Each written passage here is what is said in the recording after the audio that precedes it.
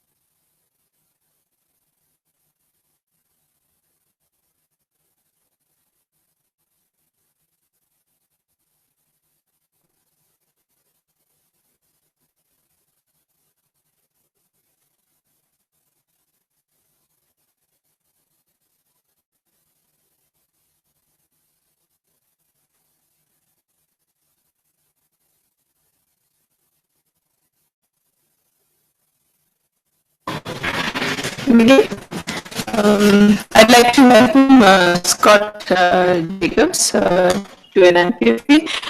He's a leading global expert and an author of 30 years of experience in regulatory reform and good business environment. Scott has organized and directed the OECD program on regulatory reform, and he's written many of the recommended best practices. Without much introduction on the topic which you are an expert on and I am not, I just mentioned that he's here to talk to us about regulatory impact assessment. Over to you, Scott.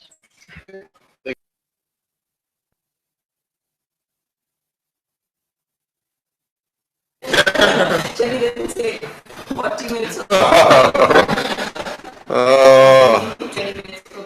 Reality is always a cruel mistress. Okay. Thank you for having me here today, and thank you for hosting this event.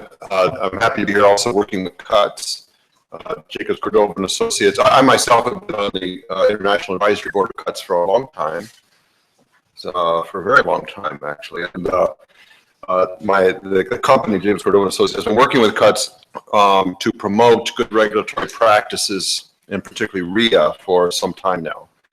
And India has been a tough nut to crack for reasons you know far better than I know. But I have to say there are rays of light coming through the gloom. And maybe at the close of this, we can get your views on, how bright it is or how dark it is, and moving toward good regulatory practices in India. My own view, as you'll see at the end of the day, is that India will never achieve its ambitions in terms of sustained high growth levels, competitiveness, and export-driven growth without an overhaul of its regulatory regimes using internationally accepted good practices. And that is something that will add points to the growth, and it will also improve the quality of growth in India.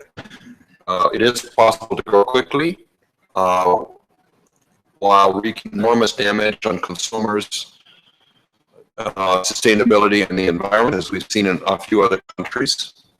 India doesn't want to do that. So when we talk about balanced growth, we talk about good laws and rules that protect the rights of citizens in many aspects, but that also facilitate market procedures. And that's, of course, the magic area, rules and regulations that do both at the same time. My feeling is that India is quite far from that magic area. And so there's a great deal of work to be done. I want to talk to you today about the role of a particular tool called regulatory impact assessment. Some of you have been to some of our training sessions, so you already know a great deal.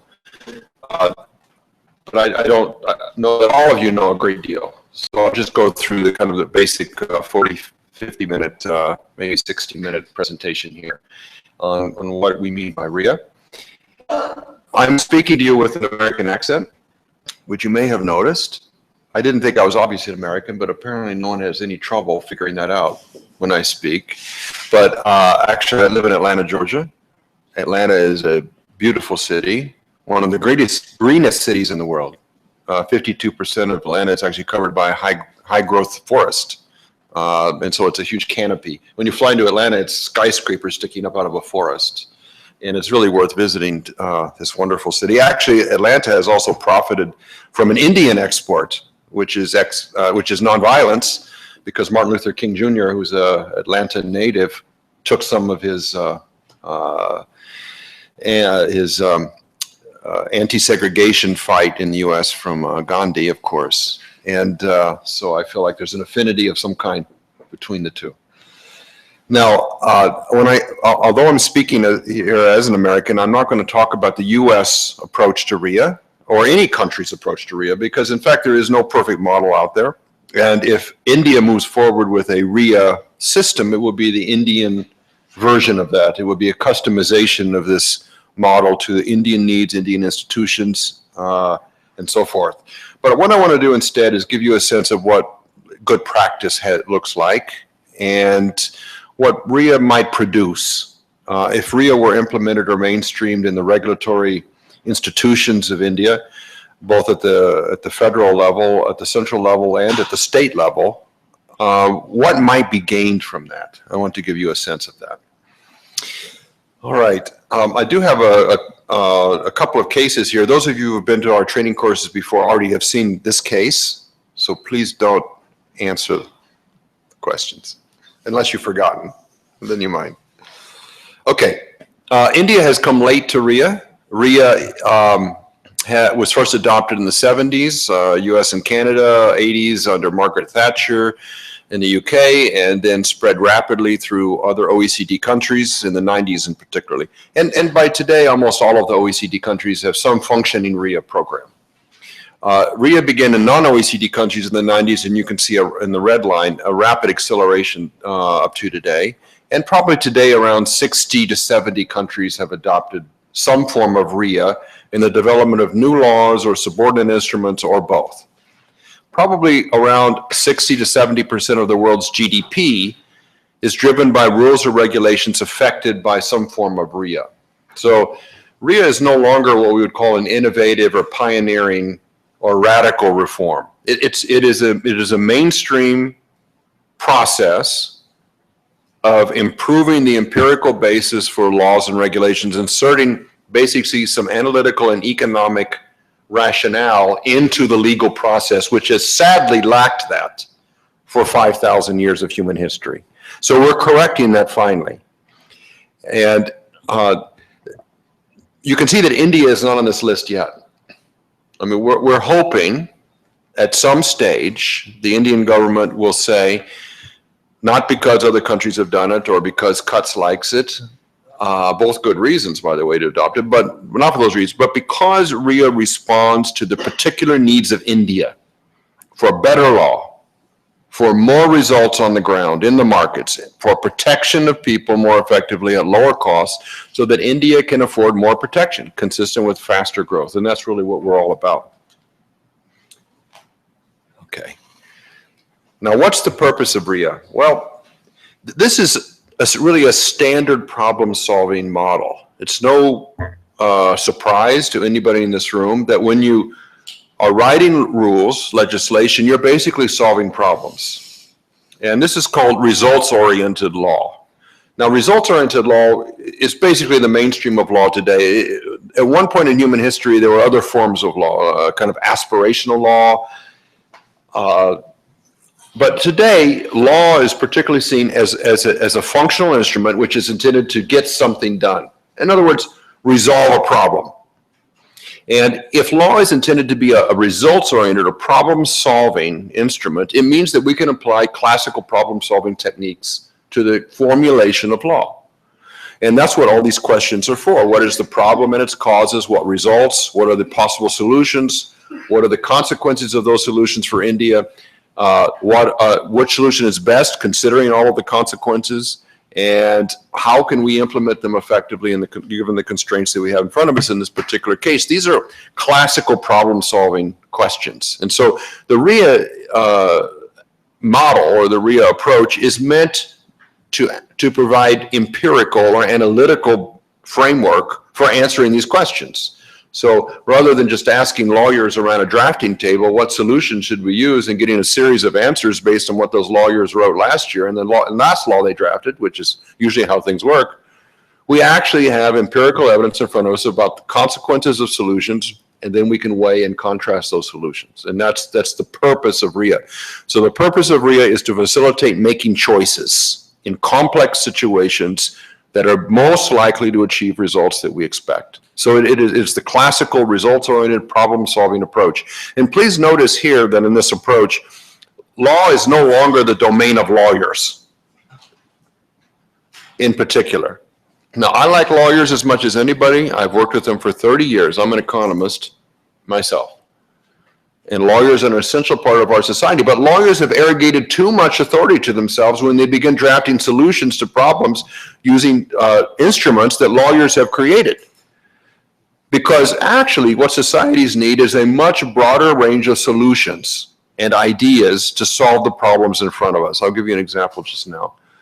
I mean, what's odd to me is that while governments recognize they need a range of tools to solve the problems facing India, which are massive, actually our entire governing systems are based around one tool.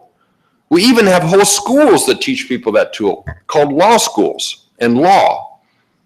And so for that reason, we over-rely on law. And not only that, we over-rely on traditional forms of law, because lawyers believe in precedents.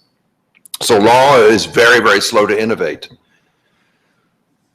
This is a problem for us, because we have one tool, one dominant tool, which is very slow to innovate, in societies which need many tools and which are innovating very quickly. So governments don't have the tools they need. One of the purpose of RIA is to open up the problem-solving process so that it's not the domain of lawyers writing yesterday's law. It is the domain of problem solvers, including lawyers, but including other people too, the technical experts from the ministries, economists, and the stakeholders of society, all of whom have a role to play in the modern problem-solving methods. Okay, so we're changing the nature of what government does from writing law to solving problems, which opens up a whole new range of possibilities in what government should be doing. Okay, now let me show you a little bit about what I'm talking about. Let me define RIA first. Now, what we mean by RIA, what's strange is that after 30 years of RIA, if you go onto the internet and you type in RIA, you actually will find that there's no commonly agreed definition of RIA. All kinds of different definitions out there, depending on who's writing it and so forth. So this is our definition, and this definition is now become, I think, mainstream, the definition everyone uses today, most people. And the most important word in the first sentence is RIA is a process. And by that I mean RIA is a process that occurs through many steps in the policy development process. It isn't something that occurs at one time and is finished. RIA is a process that enables learning. That's the essential. If we think about institutional dynamics, then what we can say is that we need government institutions that have better ways to learn how to do their jobs. We need to create avenues for information and ideas to flow into the heart of government agencies, because we know they don't have enough ideas. That's why they produce over and over, not only the static nature of law and the precedence nature of law, which slows down change, but also the fact that the ministries themselves don't have enough new ideas and information because of their structure. And so we need to build in avenues and channels of learning into the center of government. And RIA is one of those channels, because the RIA process forces you to learn. Now, what does that mean? How does it force you to learn? 3 ways. So if we break up the process of RIA into its components, we have 3 components. The first one is asking the right questions. Asking the right questions means asking the questions you need to answer in order to choose the right solutions. Now, asking the right questions is much more important than doing good analysis, because if you've asked the wrong questions, it doesn't matter what analysis you do. You're doing analysis on the wrong issues. Now, what are the right questions for India? Well, they haven't been formulated yet for RIA, but we have a good idea what they might be. So if you look at the countries that have adopted RIA and you look at the questions that are answered in RIA, they fall into two groups. The first group of questions which are asked and answered through the RIA process are questions which are specific to each country. They respond to the particular values or aspirations or constraints of that country. I'll give you some examples. If you do a RIA in Washington, D.C. today, one of the questions you have to answer is, what is the effect of this policy on state governments? And the reason is, the U.S. is a federal country, and the federal government cannot just impose requirements or new costs on states without careful consideration and communication. So that has to be included. If you do the one in Sweden today, one of the questions you have to answer is, what is the effect of this policy or policy change on the aging population? And the reason is, Sweden is rapidly aging, and the government is very concerned about the quality of life of the aging. So you must be ensured that you assess that effect. If you do one in Ireland, one of the questions is, what is the effect on the rural areas? Because in Ireland, you've got everyone is rich is in Dublin and everyone poor is outside. And so they want to equalize kind of growth or income across the country a little more. So you have to assess that in the RIA. So if India adopts RIA, it will have questions which are peculiar to India's needs, whether they're effects on ethnic groups or regions or whatever it is that India needs to address. It's very important that we do that, because RIA has to be relevant to the needs of the country. It's not an esoteric analytical exercise. It has to answer questions that the ministers, that the cabinet, that the parliament, that the stakeholders see as relevant to the policy issues of the country. The second group of questions are questions that every RIA answers. These are the core of the RIA. These are the questions that I just showed you. What are the problems that we're trying to solve, and what are the causes of those problems? What are the goals that we're trying to achieve? What are the solutions that can be used to solve this problem? What are the consequences that we're concerned about, on both the negative consequences, which are costs, and the positive consequences, which are benefits? How do we compare those options to each other so that we make a good choice? Those are the key analytical, those are empirical questions, by the way. Those are not questions of subjectivity. I don't really care what anyone thinks about which option is best. I mean, I care as an individual because I want to be polite to you, but I don't really care in terms of doing RIA what you think. What I want to know is, what do the data show? And if you come to the table as a stakeholder in the RIA process, it's not a question of just shouting, this is good and you're bad.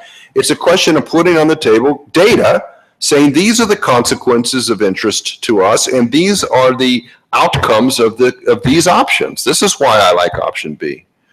So the RIA process changes this whole relationship between people from one of subjectivity and power relationships to one of considering more dispassionately empirical information. That's the key element of RIA. That's what it does for a nation, and it's a very important step forward in the policy process. So we ask the right questions.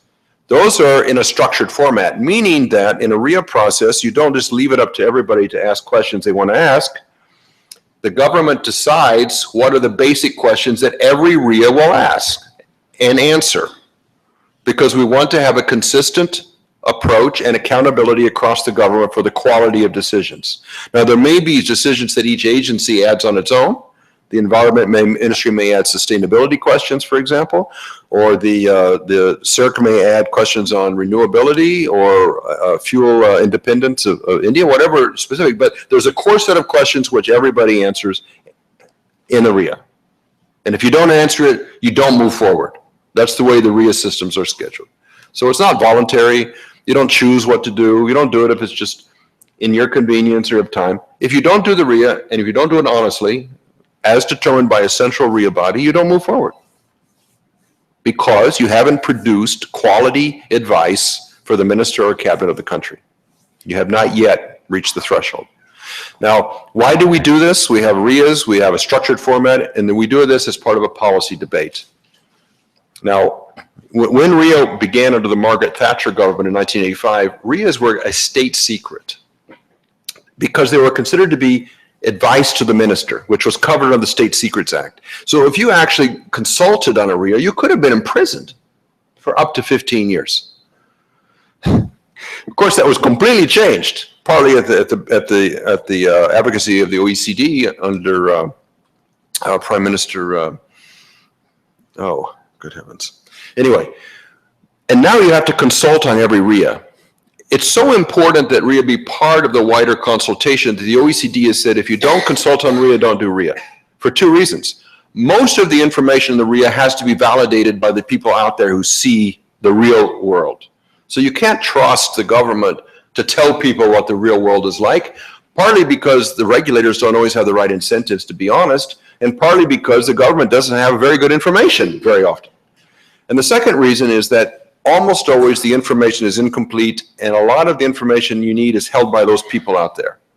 The RIA is a way of organizing and structuring the gathering of specific information from the stakeholders. So it focuses and concentrates the process of stakeholder discussions. So we do this as part of a transparent policy debate. It's one of the reasons, because the RIA process is done before the ministry has made a final decision, not after. It means that what you are talking about with stakeholders is my proposal a good one, which is what most consultation is based on today in India. It is, which idea should I move forward with? And this brings us to a central principle of RIA, which you don't hear very often in government capitals, which is the word humility. The government doesn't know everything. And the RIA process presupposes a certain level of humility on the government in asking and analyzing before moving to the decision.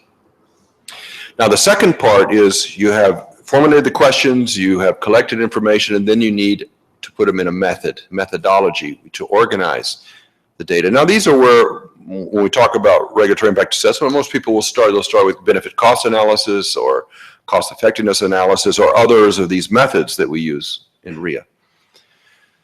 But actually, the method really is much more, let me put it this way. The choice of method is much more flexible than what most RIA analysts traditionally have held, because we have to ensure that the method answers the questions the ministers want asked. But let me ask you this. If we have a good stakeholder consultation process, we were just meeting with Trey. Trey has 3 levels of stakeholder consultation. They go out, they get comments, they go out, they get comments, and then so the question is, why not just stop there? They've heard from their stakeholders, it's time to make a decision. Why do we need a method? Why do we need to put data into some kind of methodological approach in order to make good decisions? That's a question for you. Why don't we just ask stakeholders until we understand what they want and then we make the decision? Why should we put data into a methodology? There are vested interests, not true that every stakeholder consultation will give you all sides of. Well, the stakeholder consultation is really very spotty and sketchy. It's very rare that you get all the information you need through stakeholder consultation. You get information they want you to have, but not necessarily that you need. So the purpose of a method in that case is to identify data gaps and data problems. Once you put the data into the methods, you quickly see what's missing, what you need to do more work on. So it's a question of systemization, systematic approach. You need the same quality of information each time you do a rulemaking, not depending on which stakeholders get involved at each time, right? So systemization is very important.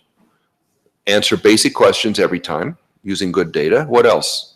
Why else do we need a methodology or a model? One procedure can be challenged otherwise. Like for one regulation, you're following one procedure. For another regulation, you're following another procedure. That in itself would be subject to challenging. Could be, yes. And I would say this is actually a sense of transparency, because when you follow a method, people actually understand exactly what information you've used and how you've used it to make choices. They can follow through. They can challenge. And if you follow a systematic approach combined with transparency, it builds a credibility. People can see every time. It turns out that transparency and systematic approaches are more important to stakeholders than agreeing with them all the time. Because if I have a closed process and I win one battle, doesn't mean I'm going to win the next one or that I'm going to have any advantage over someone else who's close to the chairman, right? I mean, people, stakeholders, particularly in long-term investors who come to a country, what they really want is the systematic, transparent approach to regulation, not, you know, that they can have dinner with the chairman, which is a very risky and uncertain process in the regulatory system. So, yes, you have that, and so you have a transparency, very important, systemization, accountability. All of these are issues that lead to quality of the work of the regulator. Yes. So would the interactions be recorded and released in public domain? Because if you are talking with stakeholders, at times maybe having it closed door would give them more confidence to open up. So would that be provided for the rules that in some cases the regulator can choose to have private discussions and not open it up so that people are more frank in discussion? I think probably it makes sense to have some limited conditions under which anonymity is preserved, but you don't want that to lead to backdoor meetings with private interests. So it has to be carefully controlled. To me, every meeting should be disclosed, or certainly when you do a RIA, the source of all data should be disclosed. If the source is confidential, then it should be stated confidential information received from some generic description. I have seen that in RIAs. I don't particularly like it, but at least even though the source is confidential, the data are open for anybody to challenge if they see the data. So it's better than nothing. Preferably when you do the RIA, the source of the data would be clear to everybody. So if you get data from an interested party, a regulated entity, for example, or a consumer of that regulated entity, then people see, I need to take a close look at this. So there should be some element of anonymity, but not much. Such that you can't, because a lot of, I think, understanding as to how the market is working is based on, at an individual level when you interact with the market, you get a lot of information which maybe in a stakeholder conference the private practitioners would not come up and tell you. You know, I hear what you say, but I think this is way overstated. I mean, when I look at RIA systems, say in the OECD countries, and confidentiality of corporate affairs is really important, and yet I don't think more than 1% of the information they collect for RIA has any confidential problems. I mean, it just turns out to be not such a big issue. Not just on the confidentiality, there are more on if there is a very rigid process, and that requires X as a regulator to interact with the private market in a certain manner. Does that exclude other ways of informal communication? Because and then this is important because in India the revolving door policy doesn't exist. So you don't have knowledge from the market flowing into the regulator. So this is a very different system than the US. RIA systems don't make that decision, by the way. That's decided by some ethical framework, which occurs at a much higher level in government. So what kind of context you can have with interested stakeholders would not be determined by the RIA system. And different countries have different approaches. So in the US, for example, even taking a phone call from an interested party during a rulemaking could land you in jail as a civil servant. Everything has to be disclosed and on the record, all contacts of that kind. In other countries, that's not the case, but that isn't really a problem for RIA itself. That's another issue. Okay, so we need a method of some kind in order to organize the information. The third reason I wanted to mention is to make order out of chaos. When you do RIAs, what you find is that there's a huge amount of information out there, some of which is irrelevant, some of which is wrong, some of which is outdated, some of which is poor quality. You have to organize it properly. You have to put it in a format that makes it relevant. If you just send pages of information forward to the minister, you get nowhere. You have to make it relevant to the decision, and the method tells you what information is relevant to the decision and how it's relevant. That's why it's so important. So the method or the model simplifies reality, tells you what information is relevant so that you can make sense out of chaos, and collect and present the right data to answer the question. Yes. So you mentioned data, and when we think of data, we often think of quantitative data. But in a lot of instances, Yes. sometimes there is no data, and sometimes we are arguing for something or against something based on some speculation or some first principles. Yes. In that case, is there a method of sort of quantifying the qualitative data, if you will? or Sure, there are many quantifying the methods. arguments? There are many methods. I mean, information is information. Information comes in many forms. Information derived from market processes, information derived from perceptions, information derived from many places. All of this can be used in the RIA, and there are many possible procedures for turning information systematically into some usable data. So, for example, the multi-criteria analysis method is specifically designed for those kinds of purposes. Or, I was just interested to see in Delhi the pollution index. Now, the pollution index is one number, right? And the one number combines information from a lot of places, right? Risk information, exposure information for probably 25 or 30 pollutants at a time. Now, that's quantitative, but it's all synthetically weighted and scored and combined into a measure that is meaningless in a real sense, but meaningful in terms of making decisions. So there's lots of ways that we can combine and use information. I actually prefer good qualitative information more than very uncertain quantitative information. So RIA processes are not designed to drive everything into some kind of monetized, quantified, system, which is impossible in complex policy decisions. Yeah. Can I ask a question? Yes. If the questions that you ask are fixed, so that the methodology itself is fixed, can you really have this way of quantifying data which is very diverse? If you're asking, the right questions, but Yeah. the data which you take is taken in variable formats, Yes. won't the standardization concept get contradicted? No, because the questions are applicable to any problem-solving method. I'll show you in a moment. Yeah. So the final one, once you have the method, you put the information in, it has developed some kind of consistent comparison of options and consequences, communicate that decision maker so they can make decisions in uncertain and complex settings. That's very difficult. I don't know how many pages ministers read in India, probably 2 at most for any policy decision.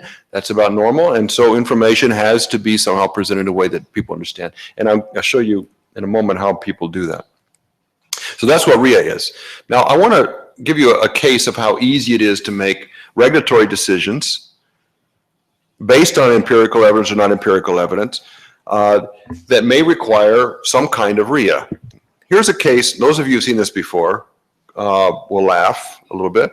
Here's a case from California. Now, California is on the west coast of the United States. I live on the east coast. We have a saying in the U.S. that the U.S. is tilted toward the west and all the loose nuts roll down to California because it's a wacky state. Now, they write a lot of rules and regulations in California. Now, here's one. Now, the California authorities discovered at one point that there were lots of studies on using cell phones while driving. And these studies were consistently showing that if people were calling on cell phones while they were driving a car, the risk of accidents went up. So accident rates were increasing. Now, this actually gives us a problem definition which can allow us to legislate. Now, one of the things that I want you to notice, how many of us in this room are trained in law? How many of us are lawyers? Okay, I love lawyers, but one of the great limitations of law is never taught in law school. We cannot actually, with law, change what really matters in society. All we can change with law is human behavior. And here's an example.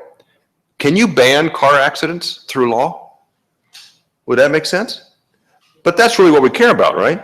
We don't care about mobile phone use, except that it contributes to the result we care about. All we can do through law often is change human behavior that somehow, in a second or third order effect, changes an outcome that we're interested in. And that's true for almost all law. So the practice of writing law means that we have to have very, very clear cause and effect relationships between some human behavior and some outcome that we're trying to avoid. We have to write the law that changes human behavior in exactly the way we want to get the outcome that we want. And that complex cause and effect relationships is why laws fail so much, because lawmakers get it wrong. They don't get the relationship right, or they don't get human behavior right, or they don't get the incentives right, and things don't work out in this complex relationship. Did they tell you that in law school? They didn't, did they? Lawyers have this sense that when you write something on law, you're actually creating a future. I'm writing a new future. It's like a science fiction show. But actually, all law does is make marginal changes to incentives, hoping to change some kind of human behavior, hoping thereby to get some kind of future result. And it's difficult to do well. Now, if we define the problem this way, these studies show, what we would say is this: the number of car accidents has increased in California, and then we would have a cause and effect statement because people are talking on handheld cell phones, right? That's the cause and effect statement. We can't write legislation on the first line, which is what we care about, so we have to have a cause and effect statement until we can legislate something. Is that clear? Okay, that's basically the problem definition part of the RIA, is to finding clear enough cause and effect relationships so that we can actually change some human behavior to change something else. Okay, that's where we add value to the law, to lawyers, because these often are not so clearly stated.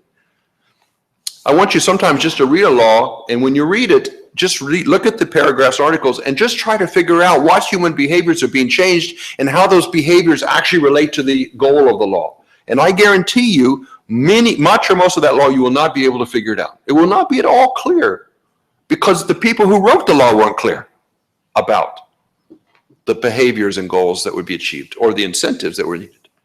Now, based on this problem definition, California banned handheld phone use while driving. So you can no longer go down the road in California. See? You can't go down the road in California holding this phone up, talking on the phone. Is that true in India too? Is that banned? Okay. Now, let me ask you this. Is this a good law or a bad law?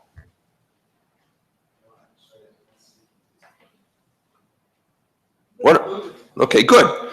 But actually, I don't really care about your opinion because I'm actually asking an empirical question, right? How do we know if this is a good law? What would tell us? Depends on how many accidents have happened. It depends on whether car accidents have been reduced, right? That's the whole point. If it's a good law, car accidents will have been reduced. Don't you agree? I mean, we haven't talked about cost yet, but just benefits. But on the benefit side, that's a primary condition, which is an empirical question. Now, I mean, I care about your opinion, really. But, I mean, the reason you said this is a good law is because it seems logical. It's based on the evidence. It has a cause and effect relationship, and the legislative action seems directly tied to that, right? And I agree with you.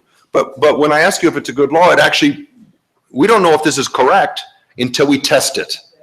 Okay, so let's test it. Here's the evidence.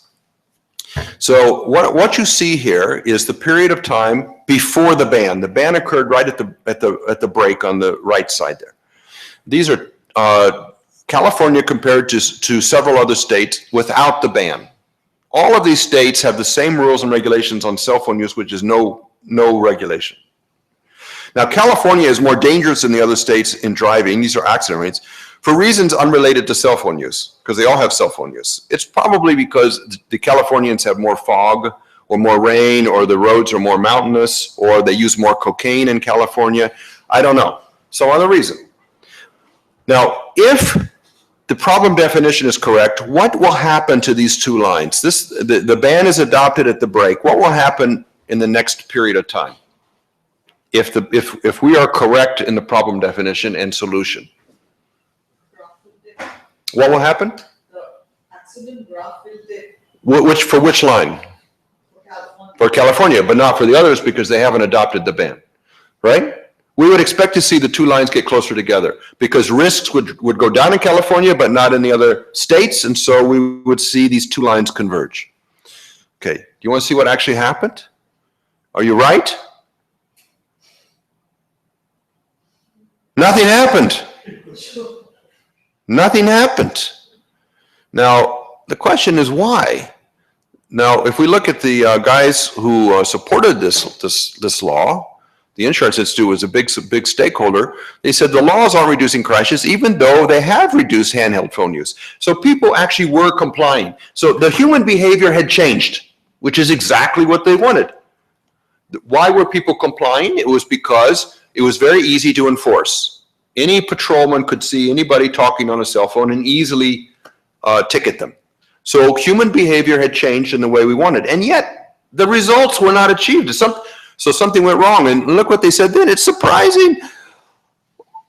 We're currently gathering data. Well, why don't we use the RIA process to gather data before, rather than wasting time? I'm sorry that India has the same law in effect. You've wasted time and money for no purpose. Now, let me ask you this. What happened here? What's the mistake? We know now that this is wrong somewhere. There's a fatal mistake here in the problem definition. Where's the mistake? Actually, one of the economists at University of Chicago, for Mr. Peltzman, gave us a concept called Peltzman effect. And he said, the more safer you make the cars, etc., the more aggressive the drivers will become. So if they're more safe, their driving, the risk disperses to their driving. Okay. So it's called the Peltzman effect. So you think it's a moral hazard? I mean, you can't change human nature. What you can do, for example, if you wanted to reduce car. Okay, but if you do remove a risk factor, won't it reduce the overall risk level? No, it will. According to the theory, it will just get dispersed to a different place. If you really want to reduce the risk, for example, here. You're talking about the moral hazard problem, in which people take on more risk when they feel safer. Yeah. Okay, but it's very rare that the moral hazard problem actually leads to no change. I mean, usually the moral hazard problem removes some of the benefits of the risk, but not all of it. And seatbelts are a good example of that. But we would normally expect to see some reduction.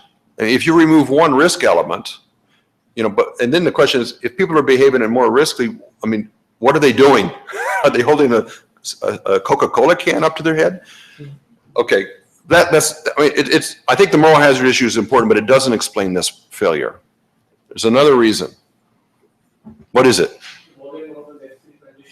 What is it? It wasn't one of the necessary conditions required to reduce the accidents. I didn't catch that. It wasn't one of the necessary conditions required to reduce the accidents. Cell phones. It's true. I mean, there are many reasons why there are accidents in California. This is one. But still, if you have 20 reasons for accidents and you remove one risk factor, you should see a change, right? You don't have to remove all 20, but every time you remove one, you should see some change. And they didn't see any change at all, even though people's behaviors were changing. But this is a correlation with not a causation. Maybe some certain people.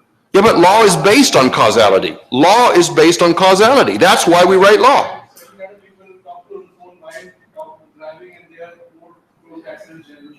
They what? For other reasons also they prone to accidents. Yes, but what we can see, I mean, look, you've got a control group, right? I mean, in California, people are behaving more safely. But there was no change compared to the states in which people were not behaving more safely. That tells us that something is wrong about causality. We got the causality wrong. And all law is based on causality. That's the whole point of law. If there's no causality, you don't need law. You should not write law, right? All law is based on this, cause and effect. But we got it wrong. Okay, here's what we got wrong, just because we're 10. What do people do? It's all about human behavior. This is what regulators get wrong a lot. When you ban handheld cell phones, how do people change behavior? You said they behave in a more risky way. Okay, but how exactly? They move to hands-free phones. Which is what the regulator wanted. But here's the question the regulator never asked. Are hands-free phones as risky as handless phones? What happened here was, because the studies were done before handless phones were on the market, all of the studies were done on handheld phones.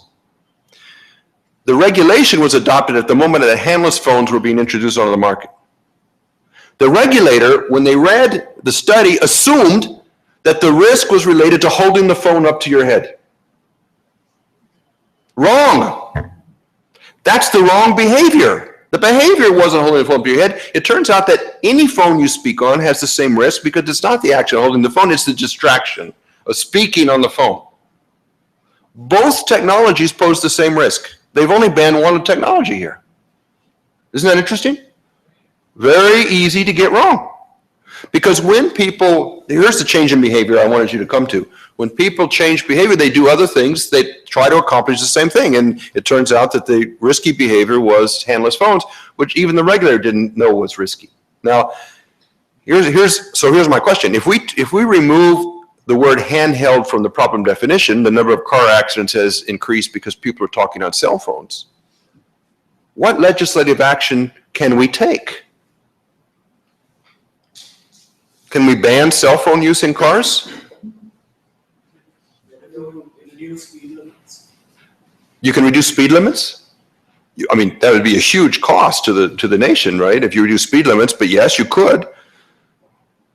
But banning phone use, when you change the problem definition, the whole solution changed. You can't ban phone use in cars because you could never enforce it. Impossible to enforce.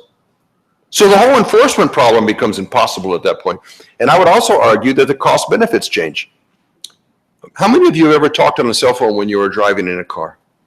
Anybody here? Okay. You're fully aware that when you talk on a cell phone driving a car that you're at higher risk of dying. Okay, right? That's a serious question for you. And yet you voluntarily assume the risk of dying. Okay, now if you were writing government law and you had a series of penalties you could impose, which do you think would be more important to citizens? Or higher risk of death or a small financial penalty? Which would be more effective at changing behavior? A financial penalty or a higher risk of dying? Yeah, but it's not true, actually. People assume higher risk of dying all the time for very small benefits. Very small benefits. Have you ever seen anybody running across the street when an intersection was 50 feet further down? Or a flyover? Very small benefits, very high risks. People assume high risk all the time voluntarily. It's just like you do. Right. So the question is, what are the costs and benefits of banning? If you voluntarily assume a higher risk of dying because the benefits to you are greater than that risk, you're coordinating with your office or you're coordinating with your wife, you're making sure your kids are home safely, those are good risks, good reasons to call. Why should the government intervene? Good questions, right? Philosophical questions about benefit cost analysis. Obviously, people value the risk less than they value the benefits of calling, or they wouldn't call.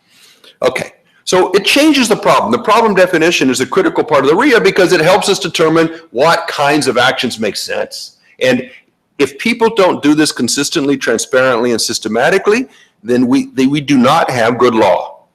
Okay, let's move on because I think I made my point here. Okay, why are governments adopting ex ante RIA? I've just gone through this one, which was too many rules fail. Too many rules fail. India has how many laws on the books? Apparently no one knows. I've asked this question for years and no one knows. Tens of thousands of some kind. Okay, if we were to evaluate all of the laws on the books in India against a simple criterion of success, which is, does it achieve the results that were promised when it was adopted at a cost that is reasonable to the country, how many laws would pass that simple test, do you think? How many of those 10,000 laws would pass? 100%? 50%? I'm guessing it's between 20 to 40% at best. Okay, now let me ask you this.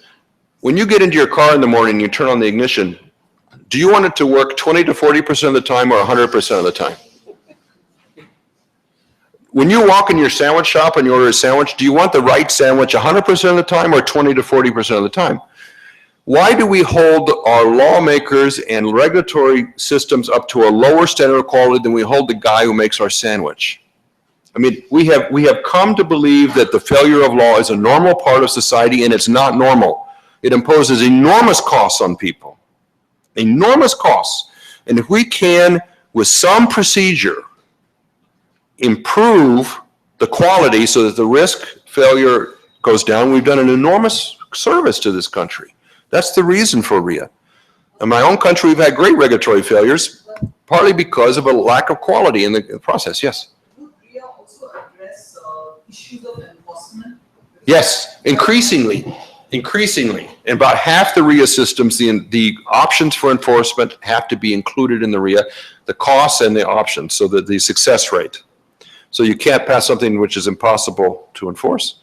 Okay, reduce costs. India has to compete. Everyone knows that. Costs and risks have to go down.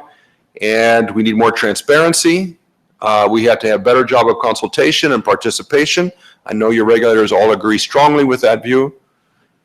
And government should work on a more unified basis so that we don't have one part of government moving in a different direction from another. So these are all good reasons for RIA. In fact, on the last point, when you do a RIA in the European Commission, which is the largest regulatory body on earth, actually I thought that once, the European Commission is 12,000 people. Now I realize that the Bank of India has 18,000 people? But not all regulators, right? Some of them are service providers, okay. In the European Commission, when you start a RIA, it's not done only by the ministry who writes the rule. It's an interministerial group that does the RIA, because the RIA is how you identify interactive policies between the Ministry of Environment, Energy, and Industry. They all work together to do the RIA because all of the impacts in the various areas are included in the RIA. So we don't wait for the permanent secretary to detect conflicts or the cabinet or the media. It's done in an early stage in the development process. So I think RIA can be helpful. That's why we have 60 to 70 countries with RIA today. And these are problems familiar to you. Okay. Trade, India was a founding member of the WTO. WTO calls for RIA. And I don't think very many of the 50 ministries here know that when you write a standard, you have to do RIA according to WTO criteria. Here's the GATS requirements. Standards should be based on objective and transparent criteria. What does that mean? Data, empirical showing of the need for regulation. And be not more burdensome than necessary. What does that mean? Lowest cost approaches. You can't regulate using an approach that imposes higher costs than are needed on the goods and services providers. That's cost effectiveness analysis. That's already part of the Indian Constitution, which you agreed to when you signed all of the WTO instruments. So if India wants to protect itself in a Geneva panel, and I guarantee you it is an unpleasant thing to be in front of a Geneva panel, you will have done some of this kind of real work to show at least there's a need and that you've used cost-effective approaches. Okay. How much more time do I have? Let me. Actually, we were planning to finish by 5:30. Okay, I have 9 minutes? Or do we have time for questions at that point? Well, I was hoping we finish earlier, but we can add another 10, 15 minutes. Thank you so much. Thank you so much. I'm going to go quickly through this. How much does regulation cost India? We don't know. No one's ever done the analysis or work. In the United States, it costs around 12% of GDP, over $2 trillion a year. That means that consumers and businesses spend $2 trillion a year and more to comply with federal regulation. That's a lot of money.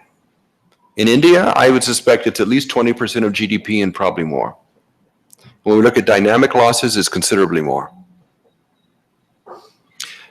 So if we get regulation right, the whole point of this is we can gain a lot. There's a lot at stake here, a lot of resources at stake in India. Okay, now I'm going to go quickly through this. One point on this is a very important graph produced by the OECD. On the vertical axis is growth rates of labor productivity, which is the whole secret behind economic development. Because when labor productivity grows, it means income grows for the workers. Wages grow. That's how you get the middle class. That's how you bring people out of poverty. And on the horizontal axis is indicators of the intensity of regulation. Basically, the OECD has a database on what are called degrees of freedom of regulation in non-manufacturing sectors. And by these, I mean transport, communications, energy, and so forth. Now, what's interesting is that if you look just at those sectors, but you look at economy-wide labor productivity, you can see that there's a strong correlation between degrees of freedom of economic activity and labor productivity growth. A very strong correlation. And that's amazing. It means that rather than investing in infrastructure and human skills, all of which are useful, simply by changing how the government regulates, we can get faster productivity growth across the economy. And one of the reasons for this is obvious from this graph. This is in the communication sector. This is on the vertical graph is the investment in IT innovations or new technologies. And on the horizontal graph is the same thing. What we see is that new innovations are come to the market much faster in countries with higher degrees of economic freedom, where the market isn't constrained. It means that in the world today, when new ideas come to the market, countries that are more to the left here are going to bring them to the market 2 or 3 years or 4 years earlier than countries to the right. That's a huge advantage in the global economy. Huge advantage. Wow. We can see this particularly in the healthcare sector, where people are dying in countries with slow uptake because medical technologies in other countries just aren't available for years. It's why a lot of Canadians go to the US for treatment, even though they have to pay for it personally, because the Canadian economy is just much slower to bring things to market. So there are very good reasons for India to move this way, partly as an innovative economy. Okay, now let me move here and then we'll stop. I want to show you what we mean a little bit by methods and the results of RIA. These are some common methods we use in RIA. They're all, simply I present them in a formula basis, but let me give you a sense of how they look in practice. Okay. So here's how a cost effectiveness analysis would look on presentation to the minister. So cost effectiveness analysis simply shows the cost per unit of benefit. So let's suppose that for example, the tray wants to know, we want to increase internet penetration among the poor in India. But we need to find the approach in which we connect the most Indians at the least cost. You do that through this analysis. So here's a healthcare technology, 3 different technologies. You can see the cost in the second row column. You can see that the benefits are in the third column, and these are presented as life years gained. Let's say each one of them is an X-ray machine, one is an imaging machine, and one is another technology of some kind. You would simply divide cost by the life years gained, and then you would get cost per life years gained. So if you're a hospital with a limited budget or a country with a limited resources, and you wanted to save the most lives, you would choose technology C. Because for any given budget, you could save more lives. Why would you ever save fewer lives than you could? Okay? So cost effectiveness analysis is a very common part because every regulatory agency should use the resources of a country wisely. Here is, I'm going to skip this one. This is another, this form of cost effectiveness analysis. This is very useful, and I wish New Delhi had done this when they're trying to reduce smog in New Delhi, because I think this would have been the perfect approach. What this is the reduction of carbon dioxide in the United States. And this is each one of these shows the cost to reduce 1 ton of carbon dioxide emissions. And each one of these shows the cost. And it's just ranked from left to right in terms of increasing cost. Okay? So you can see that there's a negative cost for the ones on the left, which means that the cost savings are greater than the actual cost of implementation, probably in efficiency gains. You save more energy, the cost of the energy, the value of the energy is greater than you actually spend. So at any given goal, you would just move from the left to the right to find the lowest cost approach. If you wanted to reduce pollution in New Delhi by 50%, you would just move along this line until you reached 50%. Whatever goal you had, you could reach just by moving from left to right at the lowest possible cost. Wouldn't that make sense? To do this and compare the different approaches with their costs and benefits and rank them here on the cost effectiveness graph. Very helpful. Okay. This is another example. This is cost of emissions reduction per ton of some I think it's a multi-pollutant. And look how useful this is. So this shows how the cost varies by stringency of regulation.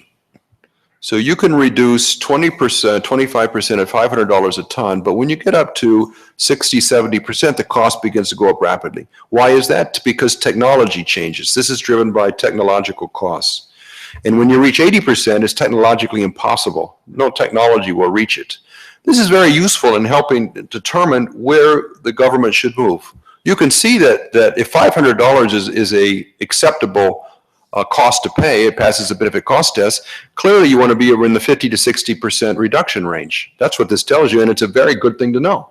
You don't want to get higher than that because the costs suddenly start escalating, so you get little increases in benefits but high increases in costs, which isn't good. And then you're lower than that, you give up benefits. So these kinds of things are very helpful in rationally pointing you to how the government uses resources of the country. Okay, let me not go through this one, but I'll go through this one. This is called multi-criteria analysis, and the European Commission wanted to bring down prices on roaming by increasing competition. But rather than having costs and benefits, they had, this is your point on qualitative, they had 5 different criteria. Effectiveness, which means reduction in prices. Competition, which is more of a qualitative estimate of the competition intensity in the sector. Efficiency, which means the cost of implementation. Consistency with European goals such as universal service and so forth. And for each one of these, they actually scored them using a multi-criteria approach, using plus or minuses. And you can see here that on the vertical axis are the options for regulation, and on the horizontal axis are all of the criteria, and each one of them has a different score. And so anyone looking at this, depending on which of the 5 you consider most important, can make a choice about what is most likely to be good, in the right results. And what I really like about this is that one of these options has better scores on almost all 5. So if I'm a RIA analyst, I would say to the minister that the last option, which is wholesale and retail regulation, would be the best option for the European Union single market, and that's the one they chose. And this is a combination of qualitative and quantitative information combined into a single score, very much like the pollution index in New Delhi. Okay. This is a wholly quantified one, again from the EU, in which this is rail reduction of noise in rail. You can see that both costs and benefits are completely quantified in euros. How do you think they quantified the benefits of less noise? This is noise along railroad tracks. What's the value of less noise? How do you get a monetary value? Lesser hospital expenses or No? No? The value of real estate. The value of real estate. I mean, it turns out that when you look at real estate, it actually changes very predictably according to noise levels, and you can actually get for every reduction in decibel, you can actually get a predicted increase in property values. So you can see here the property value changes are significant. In the last one, 5.2 billion euros of additional property values. This is real wealth, by the way. It's not abstract. You can sell your house for more money. You have more money in your pocket. It's real wealth, because Europe is a more attractive place to be. Suddenly, a lot of real estate is more attractive. And then for the net present value, you subtract net costs from net benefits. And then all of these are all positive, which means they pass a benefit cost test. But which one would you recommend for adoption? You would recommend the highest net cost, right? The one that adds the most wealth to Europe. So you would recommend the last one. Okay. So that's how we use RIA. This is one from the US on labeling of foods for trans fat, which reduces heart attack risk. And you can see the costs range, what best and worst case, and then also the benefits, best and worst case, presented in metric and then in monetized fully. Now, example before we closed of what RIA actually does. This is the information that governments around the world use to make critical decisions. It's not looking at a legal text from a lawyer. It's not on the basis of stakeholder consultations, which may or may not be complete or really clear in what they're. It's using all of that to come to clear information about what makes sense. And that's what RIA can provide. Systematization, a systematic approach, transparency, and accountability for results. It's a little bit about us. Thank you very much. Thank you, Scott. Do we have tea out there? Yeah. So if we do, then perhaps we can start the questions, but then we can go over. Do we want to get some tea and come back in? Okay, let's start with questions first. We'll see. One question. So on cost-benefit analysis, there has been very few cases where I think regulations got challenged because of faulty cost-benefit analysis. In case of RIA, has there been some examples where regulations got challenged because of faulty RIAs and in a court of law? Yes, so in common law systems, it's occurring fairly frequently because common law has a basic judicial criterion for review, which is arbitrary and capricious behavior by government.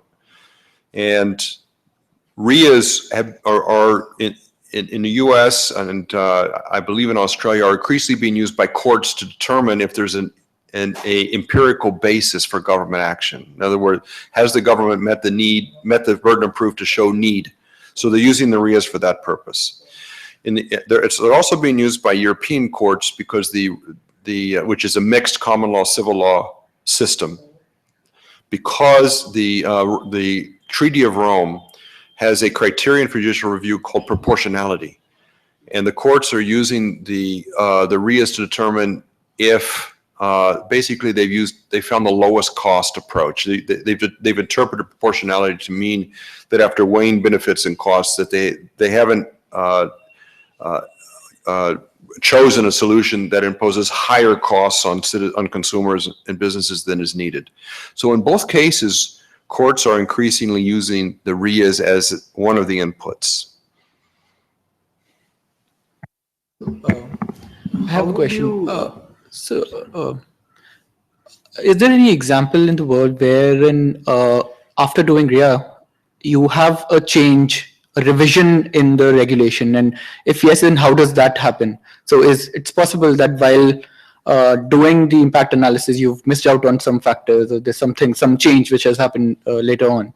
So how do these revisions happen? Almost all regulation today is a revision of something else. There's almost no field which it doesn't have some regulation in it already anymore. So it's complete. So RIA applies to all new rules and changes to existing rules. They're all treated under RIA exactly the same. If you've done an impact analysis on the previous regulation, now let's say you had the multi-criteria analysis and you had 5 factors, right? And now there is a 6th one after the regulator has passed the regulation. So do you take that, or you change that to include the 6th one, or you do from scratch? Are you saying that after it's adopted, Yes. the regulator has done what exactly?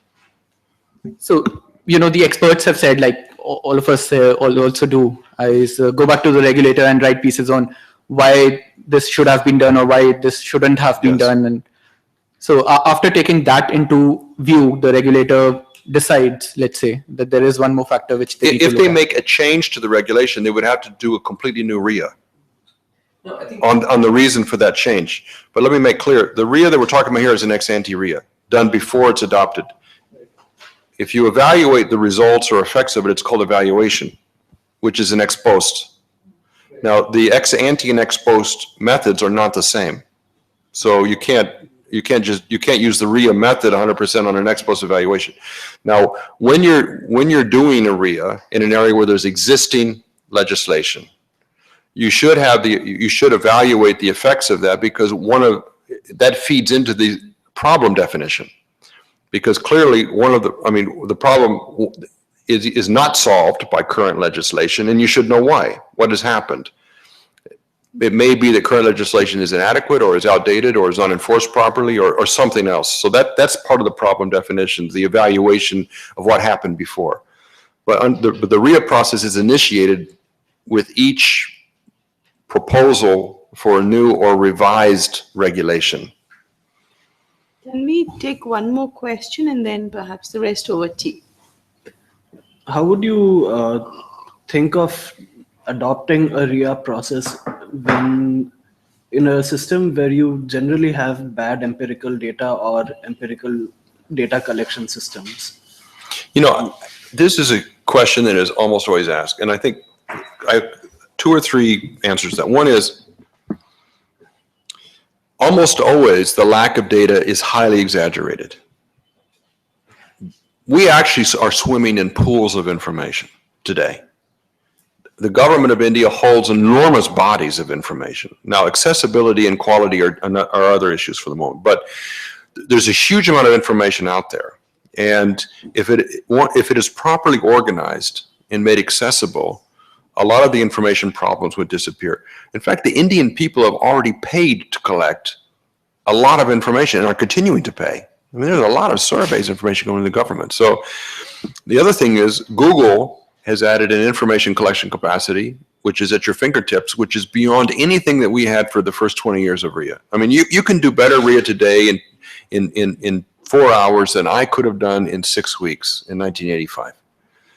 And the availability of information is enormous. I think that the key issue is not the availability of information. I think it is people's understanding of what information they need. Often what happens in an analytical process, or people hire consultants or experts to do some kind of policy analysis, because they don't ask the right questions or understand what information they need, much of that is completely irrelevant to what's really on the table.